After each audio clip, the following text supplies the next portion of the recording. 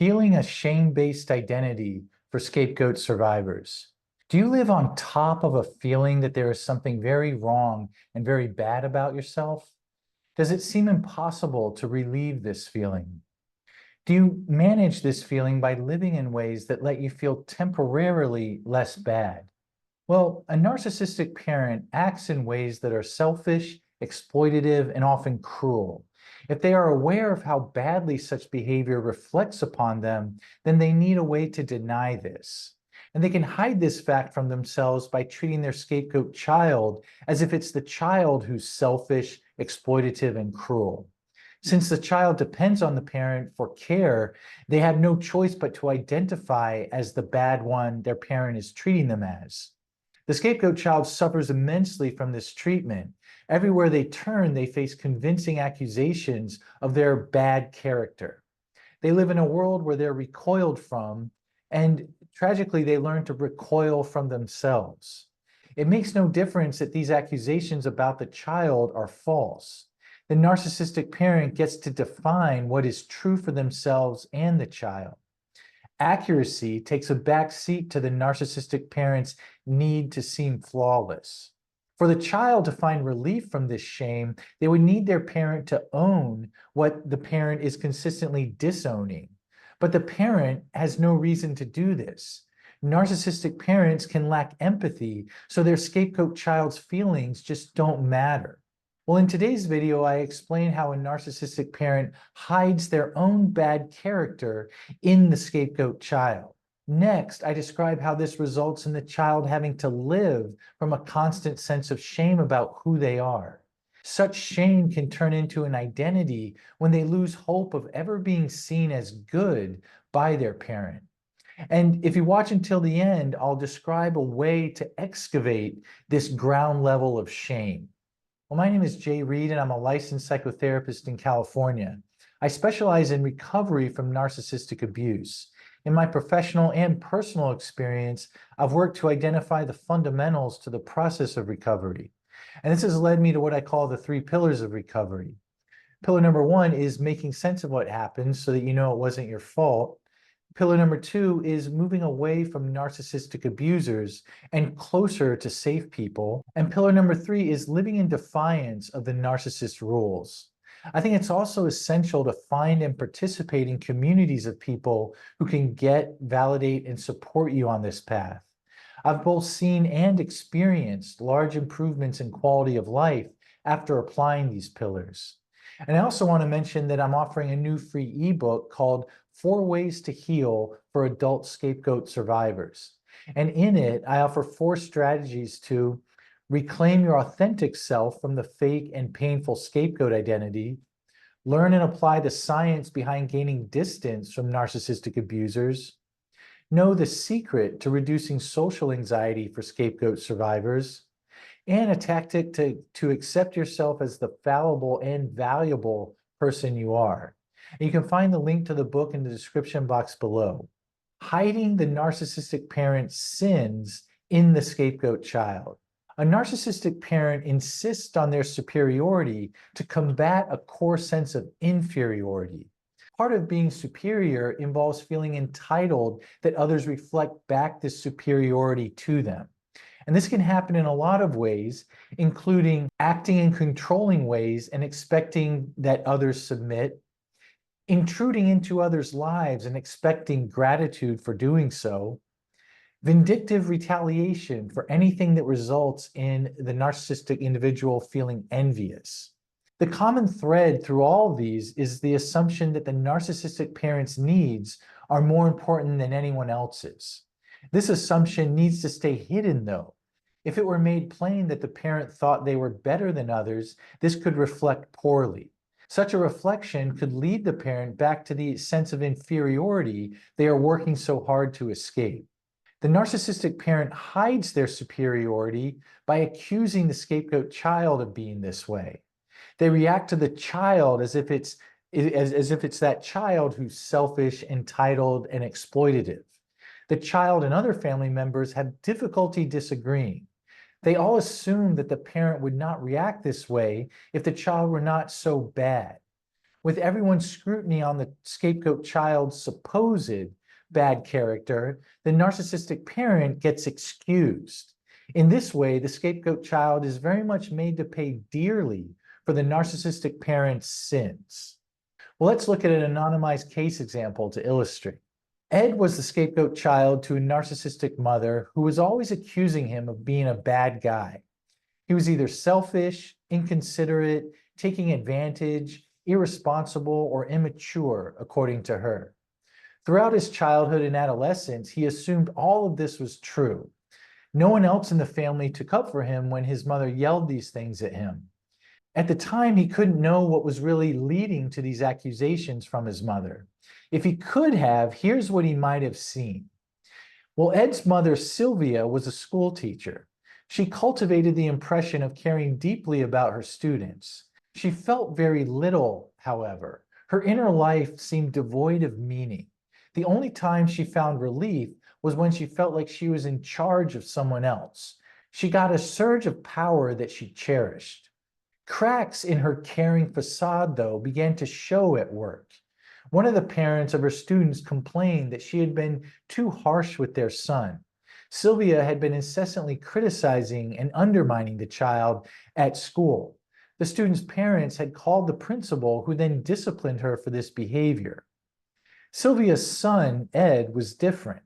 He seemed to genuinely want to help others. He did not have to make others feel bad for him to feel good the way she did. This made her feel inferior, and she even hated him for it. Well, that night when Sylvia got home, Ed excitedly told her that he was going to volunteer for an organization that rehabilitated homes for families in need. He asked her if she would drive him to the construction site that coming Saturday morning. She wanted to explode at being shown up once again by him. Instead of encouraging his sort of spiritual generosity, she distorted it. With a scowl, she snarled, "Oh, give it up, Ed. Just stop trying to deceive everyone. You parade around here acting like a do-gooder who cares about others. Meanwhile, you won't do the first thing I ask you to do around the house. I come home and your room is a mess. You can't even show the minimum amount of respect to me and this family, but you want to be seen as a volunteer in the community? Well, no. You're grounded this weekend, and I want you to think about this." Ed felt like his heart had been hogtied with these accusations. He went from feeling a sense of dignity and usefulness to pure shame. Instead of being received with the warmth and pride that he reasonably hoped for from his mother, she had said this. Sylvia had buried her own sin of deceptiveness into Ed in this way. She construed his otherwise clean desire to help others by volunteering into this supposed act of deception. Now, Ed was the deceptive one instead of her. This washed away some of the humiliation she had felt from her principal's earlier admonishment. Ed, though, had to pay the cost of having to invert his actual virtue into something he should supposedly be ashamed of. The scapegoat child's resulting shame-based identity. The scapegoat child's resulting idea of who they are leaves them in a state of shame. To feel shame, the child needs to first hope to be received by their parent in an attuned and supportive way. But instead, the child is seen as a contemptible, bad person. This break in what the child gets versus what they hoped for severs their sense of connection to the parent. The child is then flooded with embarrassment and self-loathing that just makes them want to disappear. To repair such an experience of shame, the child needs to restore connection to the parent. Unfortunately for the scapegoat child, their narcissistic parent does not want to restore that connection. The parent needs the child to see themselves the unseemly ways that the parent is being and acting. To relent on the claims that the child is bad would deny the cover that the parent needs for themselves. In the face of being denied hope of restored connection, the child has to find a way to manage their shame on their own. Tragically, the scapegoat child cannot find true exoneration for their supposed bad character. The shame they feel does not go anywhere. The child has to find a way to function around it.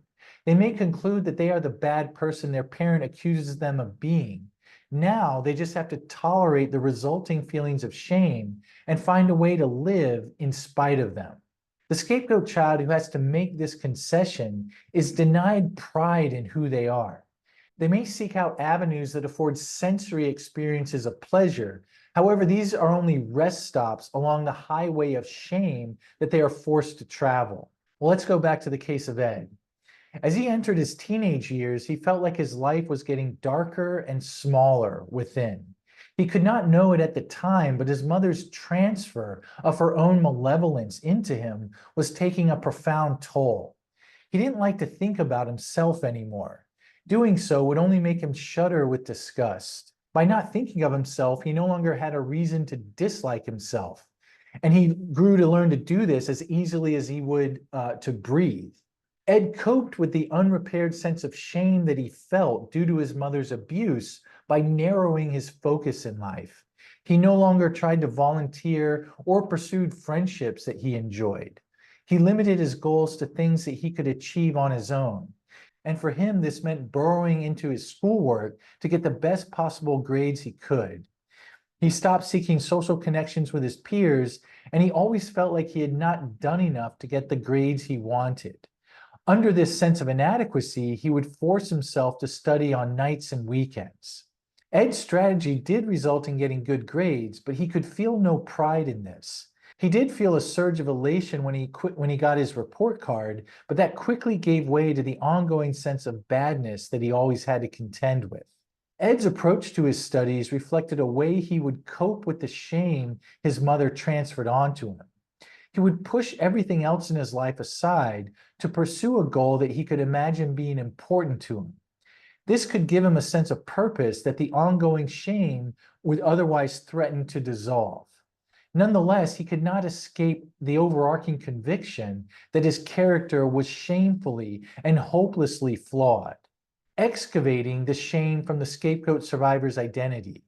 A way to exhume the scapegoat survivor's shame is to restore connection to important others. And a great place to start is psychotherapy. Here is where scapegoat survivors can talk about and make sense of why they feel so ashamed to begin with. The therapist's job is to know when the client attempts to do what used to lead to shame and offer a different response. A scapegoat survivor can then use therapy to re-encode the earlier experiences that led to a shame-based identity. By recalling ways they were treated as though they were bad, they and their therapist can critically assess what happened.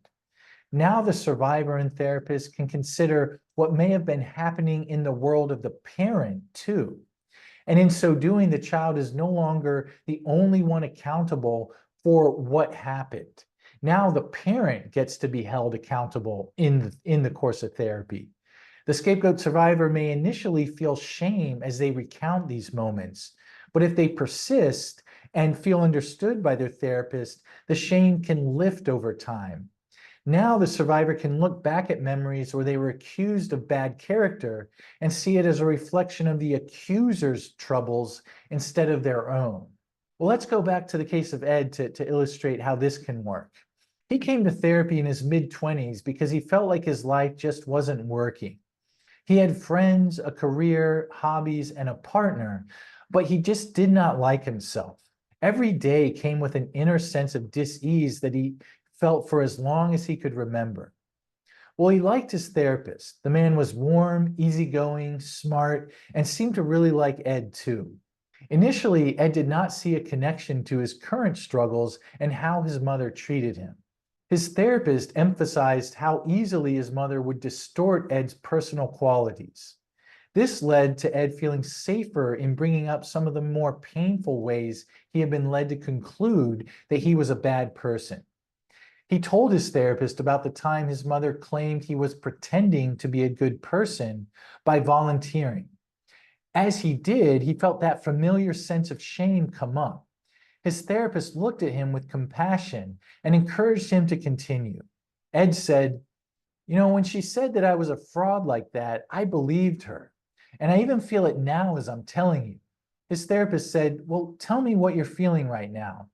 Ed said, I feel like I'm dissolving inside, like right here in my solar plexus. I feel like a bad person and that there's no hope for me, nor will there ever be. His therapist reflected, you're in the never-ending state of shame that your mother's distortion of you created. You reasonably hope to be helped in your efforts to volunteer by getting a ride from her, but instead you were met with her contempt and claimed that what you thought was a good thing about you was really sinister. You went through something that was emotionally brutal and wholly undeserved. Well, Ed still felt the shame, but he registered what his therapist said. As they continued to talk, he noticed that the sense of inner dissolution had given way to a solidity inside. He got his energy back too. Ed said, I feel like I just went through a tunnel, but that now I'm on the other side of it. Well, if you felt like kind of a shame or a sense of there being something wrong with you has been a unwelcome but constant companion in your life, then I hope you found today's video somewhat helpful in kind of getting a sense of why that might be so and how it might be kind of recovered from over time.